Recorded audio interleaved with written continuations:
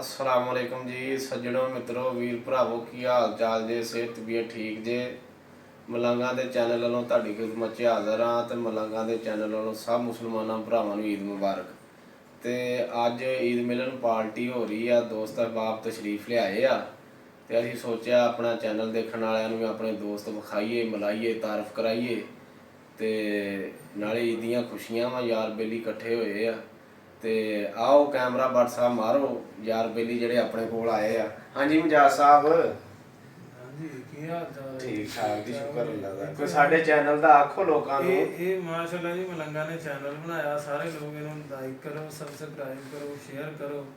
ये बड़े जीदार मुंडे आ, इन्हों ईद वाले दिन आके बैठे हैं, बंदे बड़े प्यारे आ, मलंगा दरवेश आ ते ये लोगों नूं मुहब्बतां देने वाले आ, इन्हां नूं तुसीं मुहब्बतां दिओ सारे।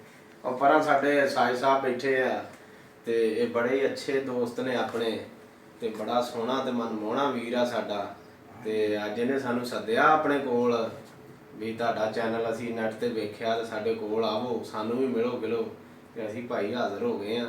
चलो मेहरबानी जनाब तुहाडी। ते इधर सूफी बाबा साडा ठीक हो गया साडी जिंद साडी चलो